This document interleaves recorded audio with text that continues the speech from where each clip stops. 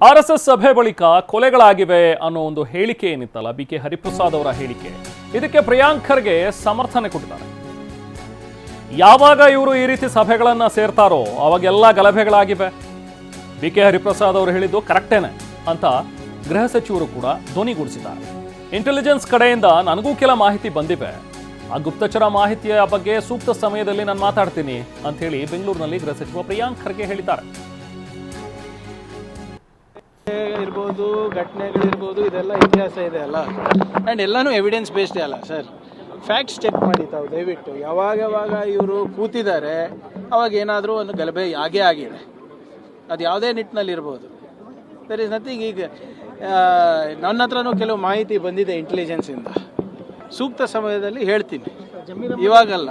ಆದರೆ ಯಾರೇ ಕೂಡ ಕರ್ನಾಟಕ ರಾಜ್ಯದಲ್ಲಿ ಸಮಾಜದಲ್ಲಿ ಏನಾದರೂ ಗಲಾಟೆ ಉಂಟು ಮಾಡೋದಾಗಲಿ, ಶಾಂತಿಯನ್ನು ಕದಲೋದಾಗಲಿ ಮಾಡಿದ್ರೆ ಗೃಹ ಇಲಾಖೆ ಸುಮ್ಮನೆ ಕೂತ್ಕೊಳ್ಳೋದಿಲ್ಲ. ಅದು ಯಾವುದೇ ಸಂಘಟನೆ ಇರ್ಬೋದು, ಯಾವ ಸಮಾಜದ ಸಂಘಟನೆನೂ ಇರ್ಬೋದು. We will not allow any kind of disturbance in the society. ನಿಮ್ಮ ಹತ್ರ ಇರೋ ಮಾಹಿತಿಗಳು ಆತಂಕ ಹುಟ್ಟಿಸುವಂಥವ ಹೇಗೆ? ಇಲ್ಲ, ಸದ್ಯಕ್ಕಿಲ್ಲ. ಈಗೆಲ್ಲನೂ ಇಲ್ಲೇ ಹೇಳಿದ್ರೆ ಮತ್ತೆ ಇಂಟೆಲಿಜೆನ್ಸ್ ಅಂದರೆ ಏನು, ಗೌಪ್ಯ ಕಾಪಾಡಬೇಕಲ್ವಾ. ನಮಗೆ ಕೆಲವು ಮಾಹಿತಿ ಇದೆ. ಇವ್ರು ಬಾಲ ಬಿಚ್ಚಿದ್ರೆ ಯಾವುದೇ ಸಮುದಾಯದ ಸಂಘಟನೆಗಳಿರ್ಬೋದು, ಗೃಹ ಇಲಾಖೆ ಸುಮ್ಮನೆ ಕೂತ್ಕೊಂಡಿದೆ. ಯಾರಿಗೆ ಯಾವ ಜಾಗ ತೋರಿಸ್ಬೇಕೋ ತೋರಿಸ್ತೀವಿ. ಇಲ್ಲೇ ಕರ್ನಾಟಕದಲ್ಲೇ ಹಿರಿಯ RSS ನಾಯಕರೆಲ್ಲ ಬಂದಿದ್ದಾರೆ. ನೋಂದಣಿಗೆ ಸಂಬಂಧಪಟ್ಟಂಗೆ ಏನಾದರೂ ಸಂದೇಶ? ನನಗೆ ಗೊತ್ತಿಲ್ಲ, ಅವ್ರಿಗೆ ಹೇಳ್ಬೇಕು.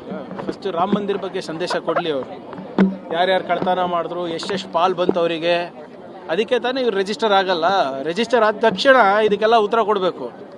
ಅದಕ್ಕೆ no registration, no accountability, complete donation, complete cash. Belagavi ಅನುಮತಿ ತಗೊಂಡಿದ್ದಾರೆ ಸರ್. ಯಾವುದೇ ಖಾಸಗಿ ಕಾರ್ಯಕ್ರಮಕ್ಕೆ ಅನುಮತಿ ಬೇಡ. ನೀವು ಹೋಟೆಲಲ್ಲಿ ಮಾಡಿದ್ರೆ ನನ್ನ ಅನುಮತಿ ಬೇಕಾಗಿಲ್ಲ, ಇಲಾಖೆ ಅನುಮತಿ ಬೇಕಾಗಿಲ್ಲ. ಬೀದಿಗಿಳಿದ್ರೆ ನನ್ನ ಅನುಮತಿ ಬೇಕು.